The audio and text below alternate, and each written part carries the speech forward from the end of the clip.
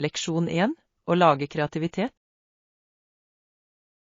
Det høres interessant ut. Hvor kan jeg finne sjablonger for dette prosjektet? Jeg vil gjerne komme i gang med det snart. Det er mange flotte nettressurser hvor du kan kjøpe eller til og med laste ned gratis sjablonger. Har du sjekket noen håndverkssider? Det har jeg ikke ennå, men det er en god idé. Jeg skal definitivt se på det. Jeg vil ha noe unikt som vil bringe prosjektet mitt til live. Du kan også finne lokale håndverksbutikker nyttige. De har ofte en rekke sjablonger, og du kan se dem personlig før du kjøper. Det er sant. Dessuten er det alltid hyggelig å støtte lokale bedrifter. Har du noen anbefalinger for spesifikke design? Hvis du går for et spesifikt tema, vil jeg foreslå blomstermønstre eller geometriske former. De kan sette et vakkert preg på ethvert prosjekt. Jeg elsker de ideene. Blomsterdesign kan virkelig gi et levende utseende, mens geometriske former gir et moderne preg. Nøyaktig. Du kan til og med mikse og matche forskjellige stiler for å skape noe helt unikt. Det handler om å uttrykke kreativiteten din. Jeg gleder meg til å komme i gang. Å lage er en så tilfredsstillende måte å kanalisere kreativitet og lage noe spesielt. Leksjon 2. Luftfartstilsynet. Fly, la meg ta en titt. Er du sikker på at det er den rette? Jeg vil sikre at alt er i orden før vi går ombord.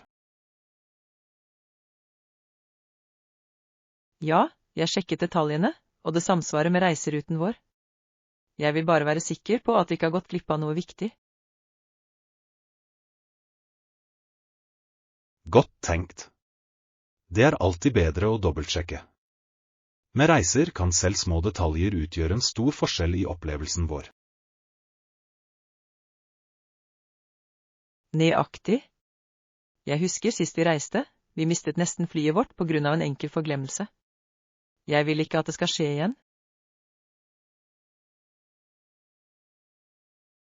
Det er forståelig. Å være organisert sikrer en jevnere reise, spesielt når du reiser til nye steder. Ja, og det bidrar til å redusere stress. Jeg vil nyte hvert øyeblikk av denne turen uten å bekymre meg for logistikk.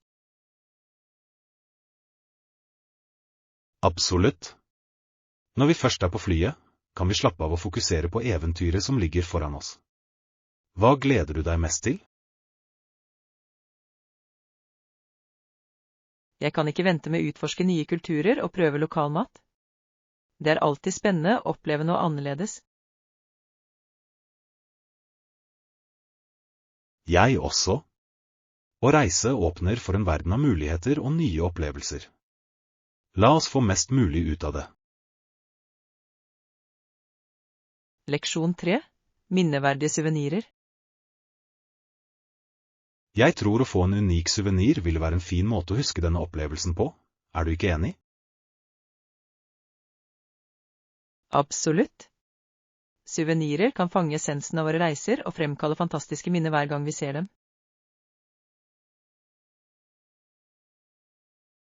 Nøyaktig. Det er som å ta med oss en del av eventyret hjem, noe håndgripelig som forteller en historie. Jeg elsker ideen om å velge noe som gjenspeiler kulturen på stedet vi besøker, som håndlagde gjenstander eller lokal kunst. Det er en fantastisk tilnærming. Det støtter ikke bare lokale håndverkere, men gir oss også en dypere forbindelse til destinasjonen. Ja, og hver gang jeg ser på den suveniren, vil det minne meg om opplevelsene vi hadde menneskene vi møtte på veien.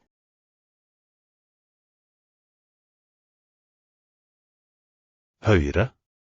I tillegg kan det å dele historiene bak suvenirene våre med venner og familie gjøre disse minnene enda mer spesielle. Nøyaktig. Det er som å gi et lite innblikk i våre eventyr, vekke samtaler og inspirere andre til å reise også. Så, hva slags suvenir tror du vil ha fra turen vår? Leksjon 4, motefunn. Det var et par buksebukser med klokkebunn som hadde lyse blomster på, og jeg kunne ikke unngå å beundre hvor dristige og spreke de var. De høres fantastisk ut. Blomstermønstre gir alltid en følelse av moro og energi til et antrekk, tror du ikke? Absolutt. De kan virkelig gi en uttalelse og legge til personlighet til garderoben din, spesielt i de solfylte månedene. Nøyaktig. Jeg elsker hvordan mote kan uttrykke kreativitet og individualitet. Det handler om å føle seg bra i det du har på deg. Og det er interessant å se hvordan trender fra fortiden, som klokkebunner, fortsetter å gjøre comeback på moderne mote. Ja. Det er en fantastisk blanding av nostalgi og moderne stil, som lar folk omfavne sin unike motesans. Hvis du hadde sjansen til å bruke disse klokkebuksene, ville du? Definitivt. Jeg tror de vil være perfekte for en morsom dag ute eller en uformell sammenkomst med venner. Det er ånden. Mote skal være hyggelig og gjenspeile hvem vi er, og de buksene høres ut som et godt valg.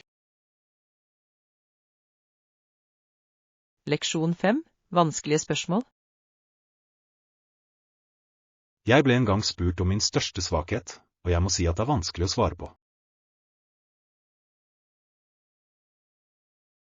Jeg kan tenke meg.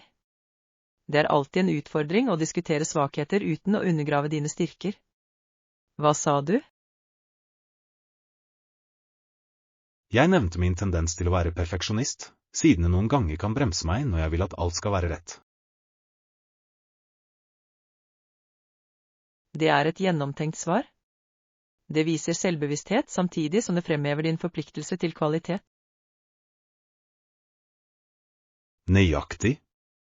Det er viktig å ramme inn svakheter på en måte som illustrerer vekst og hvordan jeg jobber med dem. Det er et flott perspektiv. Arbeidsgivere setter ofte pris på ærlighet og viljen til å forbedre seg. Ja, og det er en påminnelse om at alle har områder å jobbe med. Alt er en del av det å være menneske. Absolutt. Det er mye mer produktivt å fokusere på hvordan vi kan gjøre disse svakhetene til styrker. Definitivt. Så, hvordan ville du svare hvis du ble spurt om det samme? Leksjon 6, moteutvikling. Mote var litt mer konservativ på 1980- og 1990-tallet, selv om vi fortsatt er ikoniske tiår i stilhistorien. Det er sant. Det er fascinerende hvordan trender gjenspeiler samfunnsverdier og kulturelle endringer gjennom årene. Nøyaktig. De mer konservative stilene i disse tiårene la ofte vekt på eleganse og klassiske silhuetter. Ja, og det er interessant å se hvordan disse stilene har påvirket moderne mote, og blander klassiske elementer med moderne vendinger. Høyre. Mange designere henter inspirasjon fra de siste tiårene, og skaper en vakker blanding av gammelt og nytt. Det er herlig å se hvordan mote utvikler seg, men likevel hedrer røttene, synes du ikke? Absolutt. Det holder samtalen om stil dynamisk og spennende. Jeg er enig. I tillegg lar det folk uttrykke sin individualitet ved å blande vintaget med moderne stykker. Nøyaktig. Det handler om å finne det som resonerer med deg og gjøre det til ditt eget. Leksjon 7, musikalske minner. Hei, har du noen gang spilt et musikkinstrument før? Ja, jeg pleide å spille piano da jeg var yngre, og det var en så givende opplevelse. Det er fantastisk. Pianoet er et så allsidig instrument, den kan produsere så mange forskjellige musikkstiler. Absolutt. Jeg elsket å kunne spille klassiske stykker så vel som moderne sanger. Det føltes som om jeg kunne uttrykke følelsene mine gjennom musikk. Det er det fine med musikk, er det ikke? Det har en måte å koble oss til våre følelser og minner. Definitivt. Jeg husker fortsatt spenningen ved å opptre på konserter, det var både nervepirrende og spennende. Jeg kan tenke meg. De øyeblikkene må ha vært uforglemmelige. Spiller du fortsatt? Jeg gjør ikke så mye som jeg pleide, men jeg setter meg av og til ned for å spille favorittsangene mine. Det er som å komme tilbake til en gammel venn. Det er herlig. Musikk har en tidløs kvalitet som kan bringe tilbake så mange minner. Leksjon 8. Ideelt levesett. Vel, ideelt sett vil jeg ha en toroms leilighet med balkong for å nyte den friske luften og utsikten. Det høres perfekt ut. Å ha uteplass kan virkelig forbedre livsopplevelsen din, spesielt i en by. Absolutt. En balkong vil være flott for å slappe av med en bok eller nyte en morgenkaffe mens du soler.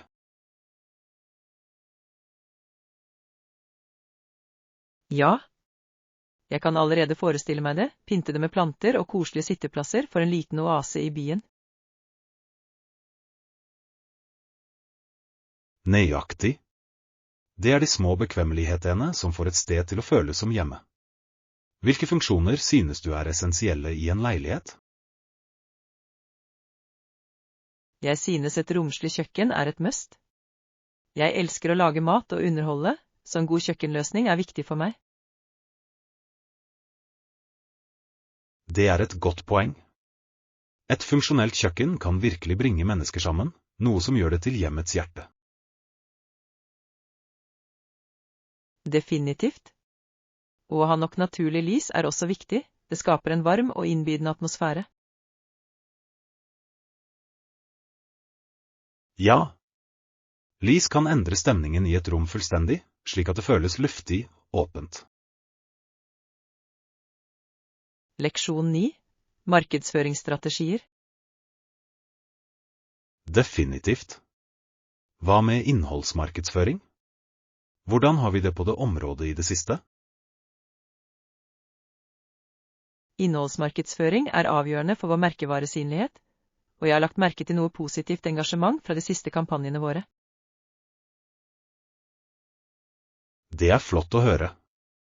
Engasjerende innhold kan virkelig skape en forbindelse med publikummet vårt. Hvilke strategier implementerer vi? Vi har fokusert på historiefortelling og å gi verdifull informasjon, som gir god gjenklang med publikummet vårt. Det er smart. Folk setter pris på innhold som ikke bare informerer, men også underholder. Bruker vi også sosiale medier effektivt? Ja, vi deler utdrag av innholdet vårt på ulike plattformer for å nå et bredere publikum. Det har vært ganske effektivt så langt. Det er fantastisk. Jeg tror konsistens i innlegg er nøkkelen til å holde publikummet vårt engasjert og interessert. Absolutt. I tillegg kan interaksjon med publikummet vårt gjennom kommentarer og meldinger fremme en følelse av fellesskap. Nøyaktig. Å bygge det forholdet kan gjøre tilfeldige seere til lojale følgere, noe som er uvurderlig for merkevaren vår. Leksjon 10. Feilbevissthet. Mange mennesker er redde for feil, og det er interessant å vurdere hvorfor den frykten eksisterer. Absolutt. Noen insekter gjør dårlige ting, som å spise avlinger eller invadere hjem, noe som kan skape en negativ oppfatning. Det er sant. Det er imidlertid viktig å huske at ikke alle feil er skadelige. Mange spiller avgjørende roller i økosystemet. Nøyaktig. For eksempel er bier avgjørende for pollinering, og uten dem ville mange planter ikke overleve. Ja. Det er fascinerende hvordan hver skapning har sin plass i naturen, selv om de virker skumle ved første øyekast. Jeg er enig. Å utdanne oss selv om fordelene med visse feil kan bidra til å redusere frykt og fremme sameksistens. Definitivt. Å forstå deres rolle kan endre vårt perspektiv, noe som får oss til å sette mer pris på dem. Absolutt. Kanskje vi burde arrangere en workshop for å lære andre om viktigheten av feil i miljøet vårt. Det er en genial idé. Det kan bidra til å fremme en mer positiv holdning til disse ofte misforståtte skapningene. Leksjon 11. Daglige eventyr. Det er som å legge ut på et minieventyr hver gang vi går en tur, tror du ikke? Absolutt. Hver tur kan føre til uventede oppdagelser, enten det er en ny park eller en sjarmerende kafé. Ja. Det er utrolig hvordan bare det å gå utenfor kan åpne opp en verden av muligheter. Hva liker du best med å gå? Jeg elsker den friske luften og muligheten til å rense tankene mine. Det er en fin måte å reflektere over dagen og finne inspirasjon. Nøyaktig. Det er noe forfriskende ved å være utendørs som virkelig kan øke humøret og kreativiteten vår. I tillegg er det en fantastisk måte å holde seg aktiv uten presset fra en formell treningsøkt. Det føles naturlig og hyggelig. Ja. Og det er en sjanse til å komme i kontakt med fellesskapet, spesielt når du ser kjente fjes underveis. Definitivt. Disse små interaksjonene kan lyse opp dagen vår og få oss til å føle oss mer knyttet til omgivelsene våre. Så sant. Hver tur blir et lite eventyr fylt med potensial, og jeg elsker det perspektivet. Leksjon 12. Prosjektplanlegging. Ja, det høres veldig interessant ut. Hvordan skal vi gå frem for å sette det opp? Jeg tror det første steget er å skissere målene våre og hva vi ønsker å oppnå med prosjektet. Det gir mening. Å definere målene våre vil hjelpe oss å holde fokus og måle suksessen vår. Hva synes du bør komme videre?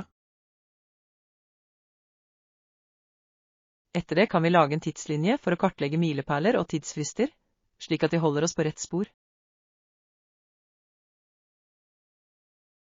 Nøyaktig. En tidslinje vil hjelpe oss å administrere tiden vår effektivt og holde prosjektet fremover.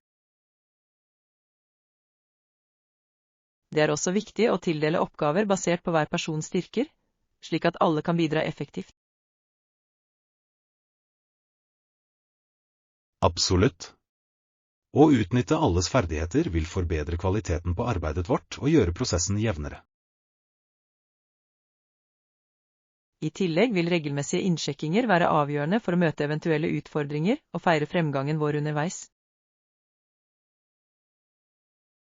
Det er et godt poeng. Å holde kommunikasjonen åpen vil sikre at vi alle holder oss på linje og motivert gjennom hele prosjektet.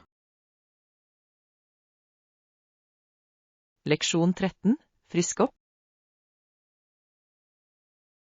Hver morgen pusser jeg tennene og vasker ansiktet for å friske opp og føle meg klar for dagen. Hva med deg?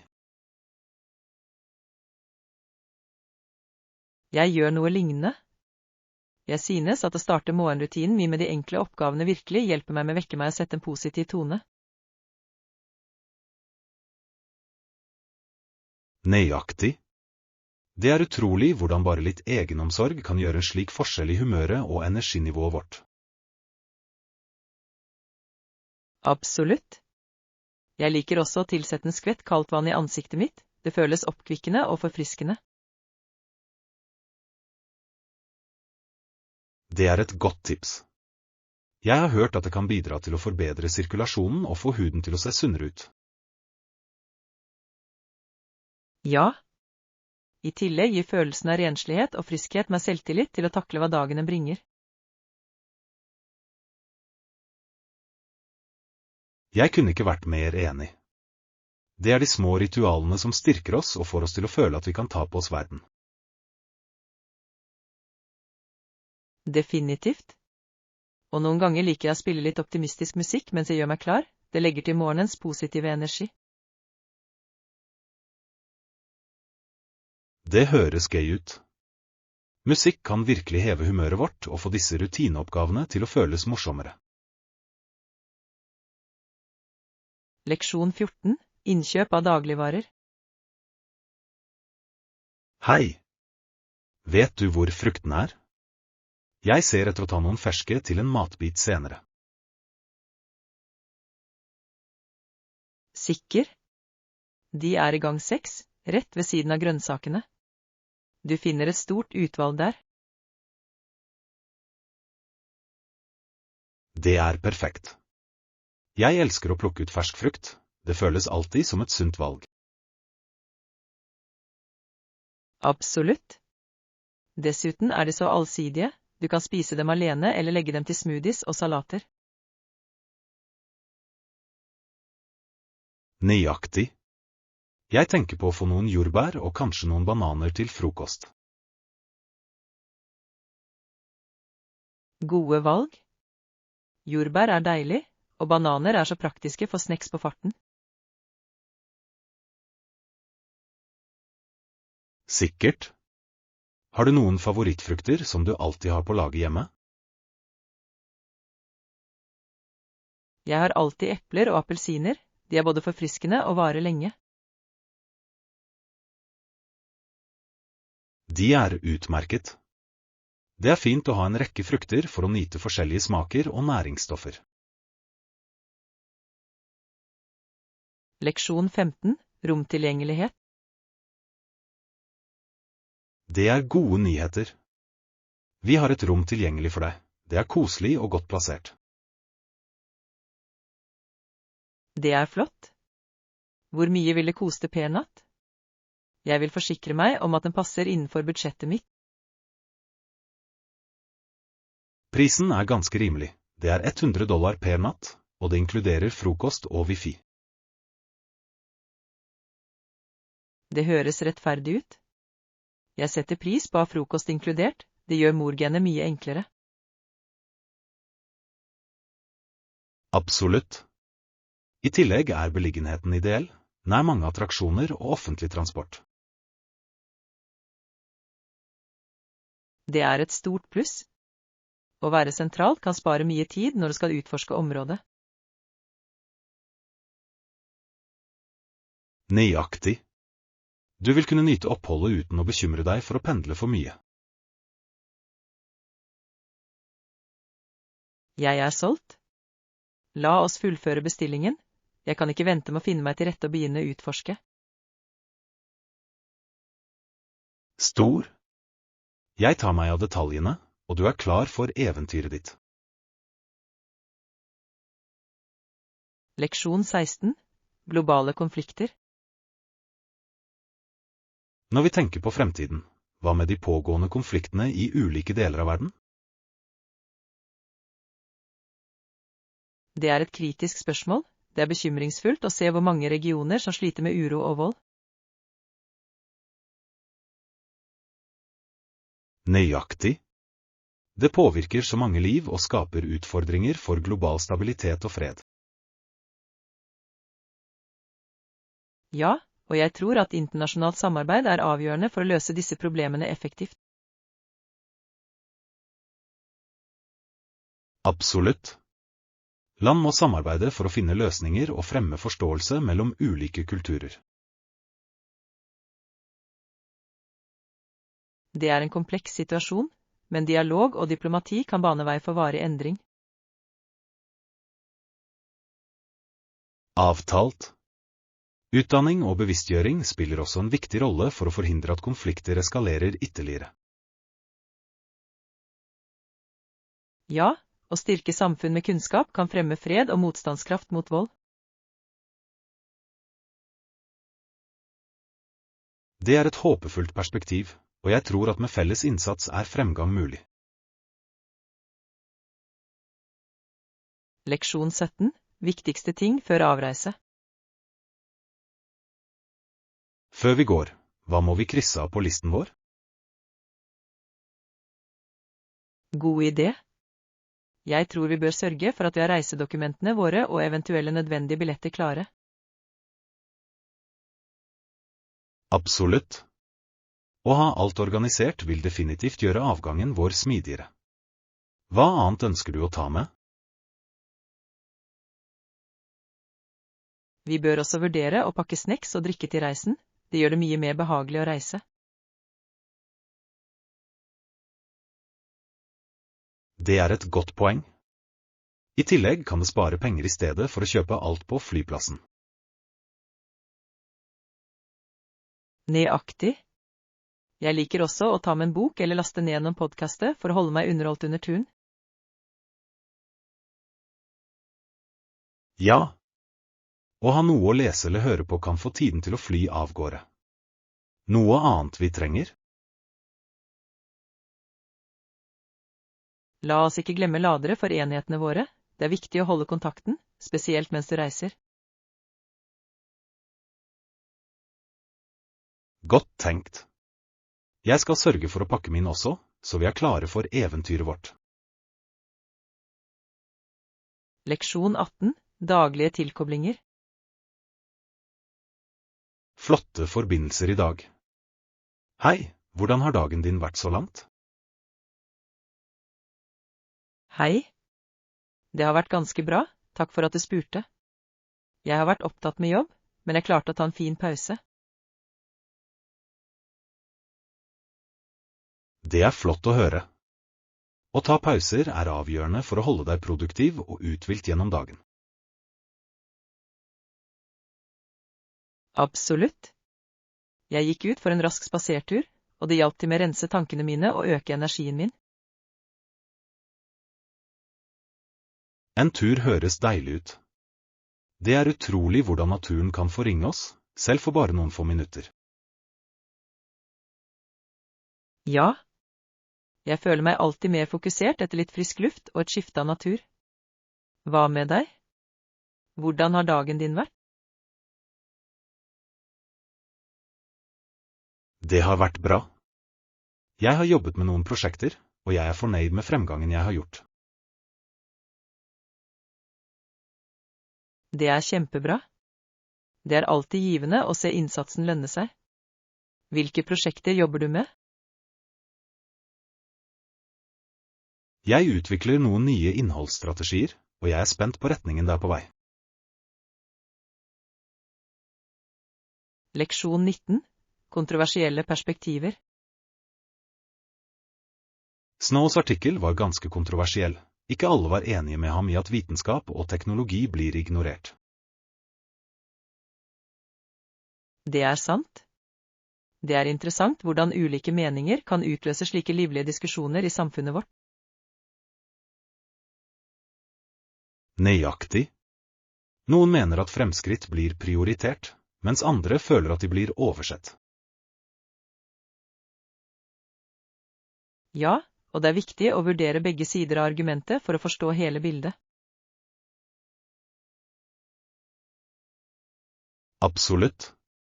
Å engasjere seg i dialog om disse temaene kan føre til større bevissthet om problemstillingene. Det er en påminnelse om at vi bør være åpne for ulike perspektiver, oppmuntre til sunne debatter. Ja, å utforske ulike synspunkter kan hjelpe oss å vokse og utvikle oss i vår forståelse av komplekse problemstillinger. Definitivt. Det er viktig å holde seg informert og kritisk vurdere informasjonen vi mottar. Jeg er enig.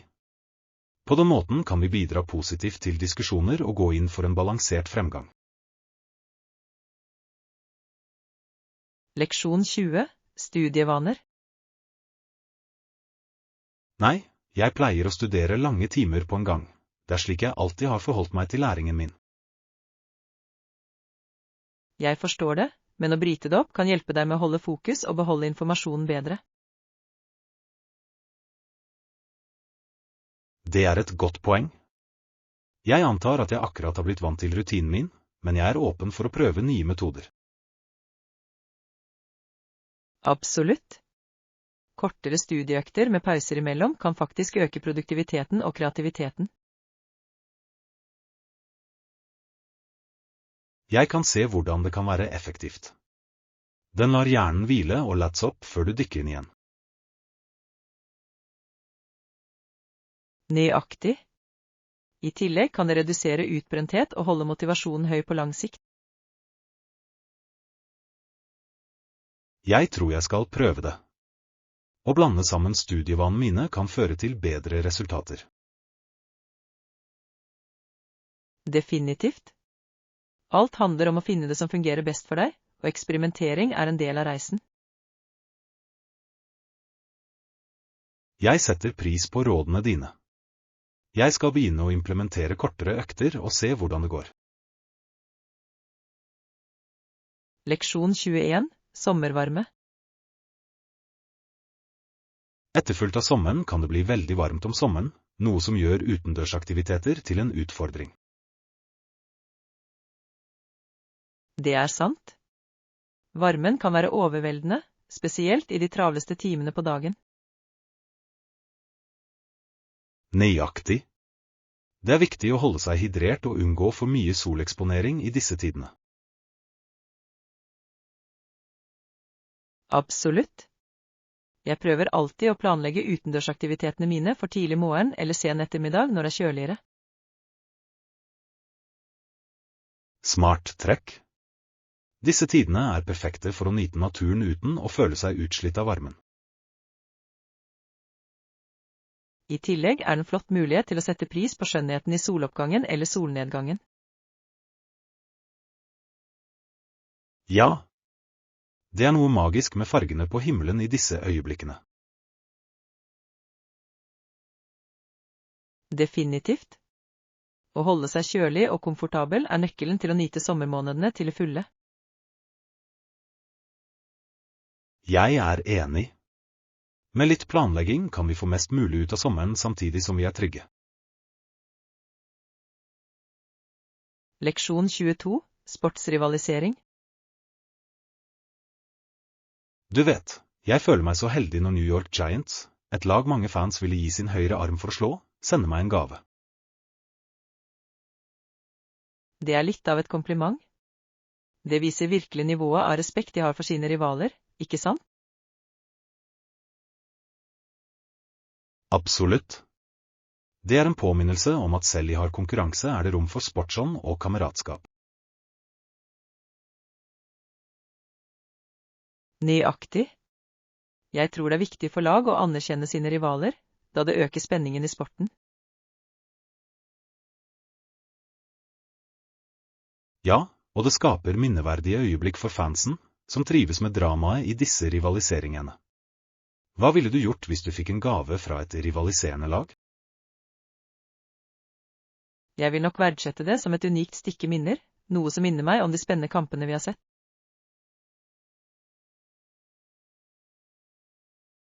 Høyre. Det er en måte å feire konkurranseånden og historiene som utspiller seg på banen. Definitivt. Rivalisering er det som gjør sport så engasjerende, og disse gavene symboliserer den gjensidige respekten som kan eksistere. Nøyaktig. Det er en vakker påminnelse om at selv i konkurranse kan vi sette pris på talentet og dedikasjonen til motstanderne våre. Leksjon 23. Grunnleggende øvelser. Jeg tror det er en god idé å ha dette øvingsmateriellet for hånden. De er alltid nyttige for øktene våre. Absolutt. Å ha de riktige verktøyene kan forbedre læringsopplevelsen vår betydelig og holde oss motiverte. Ja, og det lar oss fokusere på å forbedre ferdighetene våre uten unødvendige distraksjoner. Hva synes du vi bør prioritere i vår praksis? Jeg tror vi bør starte med det grunnleggende, som oppvarmingsøvelser, for å gjøre sinn og kropp klar. Det gir perfekt mening. En god oppvarming kan virkelig sette tonen for en produktiv økt. Nøyaktig. Deretter kan vi gå videre til spesifikke teknikker vi ønsker å forbedre, og sikre at de dekker alle aspekter. Jeg liker den tilnærmingen. Det holder praksisen vår strukturert og lar oss spore fremgangen vår effektivt. Definitivt. Dessuten er det alltid tilfredsstillende å se tilbake og se hvor langt vi har kommet gjennom konsekvent praksis. Nøyaktig. Med riktig tankesett og ressurser kan vi gjøre betydelige fremskritt i våre ferdigheter. Leksjon 24. Valutaomregning. Jeg kan få 1200 lokal valuta, det er flott. Kan du hjelpe meg å forstå hvordan det konverteres til dollar? Sikker. Det er alltid nyttig å vite valutakursen før du reiser, slik at du kan budsjettere riktig. Nøyaktig. Jeg vil sikre at jeg får mest mulig ut av pengene mine mens jeg nyter turen. Det er en smart tilnærming. Å kjenne konverteringen kan hjelpe deg med å måle hvor mye du kan bruke på mat og aktiviteter. Ja, og det er også avgjørende for tips og andre utgifter som kan dukke opp under mine reiser. Absolutt. Å ha et godt grep om den lokale valutaen vil gjøre opplevelsen din mye jevnere. Så hvordan holder jeg styr på prisene mens jeg er der? Du kan bruke apper som gir sanntidsvalutakurser. De er veldig praktiske for reisende på farten. Det er en god idé. Det vil definitivt hjelpe meg å holde meg innenfor budsjettet og ta informerte beslutninger. Leksjon 25. Innkjøp av dagligvarer. Jeg kjøpte ferske grønnsaker, frukt, brød og noen meieriprodukter i dag. Det føles deilig å ha sunn mat hjemme. Det høres fantastisk ut. Ferske ingredienser er avgjørende for å tilberede næringsrike måltider. Hvilke oppskrifter har du i tankene? Jeg tenker å lage en fargerik røre med grønnsakene og kanskje en fruktsalat til dessert. Det høres deilig ut. Rørfritt er så allsidige, du kan mikse og matche det du har for hånden. Nøyaktig. I tillegg er de raske å tilberede, noe som er perfekt for travle ukekvelder. Og fruktsalaten er en fin touch. Det er forfriskende og en fin måte å bruke opp eventuell ekstra frukt på. Ja. Jeg elsker hvordan matlaging med ferske ingredienser ikke bare smaker bedre, men også er bedre for helsen vår. Definitivt. Det er en fin måte å ta vare på selv mens vi nyter matlagingsprosessen. Nøyaktig. Jeg er spent på å komme i gang med disse måltidene og nyte smakene av ferske råvarer. Leksjon 26. Sea Encounter. Ja, jeg hadde et møte med en sjelden art av sjødyr mens jeg dykket i fjor sommer. Det var virkelig utrolig. Wow! Det høres fantastisk ut. Hva slags sjødyr så du, og hvordan føltes det møte det? Jeg kom over en livlig havskilpadde som gled grasiøst gjennom vannet, og det føltes surrealistisk å være vitne til slik skjønnhet på nært hold. Det må ha vært en fantastisk opplevelse. Havskilpadder er slike majestetiske skapninger. Klarte du å ta noen bilder? Ja, jeg tok noen fantastiske bilder, men ingenting kan sammenlignes med følelsen av å være i vann med den. Jeg kan bare forestille meg. Det er de øyeblikkene som gjør dykking så spesiell. Å være med naturen er virkelig uforglemmelig. Absolutt. Hvert dykk har potensialet for unike møter som kan endre vårt perspektiv på livet i havet. Definitivt. Det er en påminnelse om hvor viktig det er å beskytte havene våre og de utrolige skapningene som bor i dem. Nøyaktig. Opplevelser som dette inspirerer oss til å gå inn for bevaringsarbeid og bevare marine økosystemer. Leksjon 27, handleliste. Hva står på handlelisten i dag? Vi trenger egg, melk og brød for uken som kommer. Høres bra ut. Disse stiftene er avgjørende for så mange måltider. Er det noen spesifikke merker du foretrekker? Jeg pleier å gå for økologiske alternativer, spesielt for egg og melk. De smaker så mye bedre. Jeg er enig. Økologiske produkter har ofte en rikere smak og er sunnere generelt. Hva med brød? Til brød velger jeg gjerne fullkorn. Det er mer mettende og fullpakket med næringsstoffer. Det er et godt valg. Fullkornsbrød er perfekt i smørbrød eller toast. Vil du legge til noe mer på listen? Kanskje litt frisk frukt og grønnsaker? De er flotte for snacking og tilføyelse til måltider. Absolutt. La oss sørge for at vi har et godt utvalg for å holde måltidene våre interessante og næringsrike. Perfekt. Med alle disse nødvendighetene er vi klar for uken som kommer. Leksjon 28, kunstrekvisita. Jeg la merke til at de har notatbøker og penner, men de har også forskjellige kunstrekvisita som maling og pensler. Det er fantastisk. Å ha et utvalg av kunstrekvisita kan virkelig inspirere kreativitet. Hva tror du vil ta opp? Jeg tenker på å skaffe meg noen akvareller å eksperimentere med. De er så allsidige og morsomme å bruke. Flott valg. Akvareller kan skape slike vakre effekter. Har du noen prosjekter i tankene? Jeg vil prøve å male landskap. Det er noe magisk med å fange naturen på papir. Det høres fantastisk ut. Jeg elsker hvordan kunst lar oss uttrykke vårt perspektiv på verden rundt oss.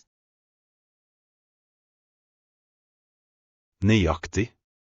I tillegg er det en fin måte å slappe av på etter en travel dag. Jeg kunne ikke vært mer enig. La oss finne noen kvalitetsbørster mens vi holder på. De kan utgjøre en stor forskjell i arbeidet vårt. Absolutt. Gode børster kan heve kunstverket vårt og hjelpe oss å oppnå de effektene vi ønsker. Leksjon 29, den kinesiske mur. Visste du at det er en mur bygget over hele det nordlige Kina? Denne forsvarsmuren strakte seg over nesten 2000 miles og hadde en fascinerende historie. Ja, den kinesiske mur er en så utrolig ingeniørkunst.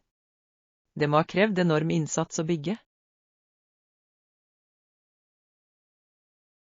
Absolutt. Det er bemerkelsesverdig å tenke på de tusenvis av arbeidere som har bidratt til konstruksjonen gjennom århundrene. Og det tjente flere formål, fra forsvar til grensekontroll. For en viktig del av kinesisk historie.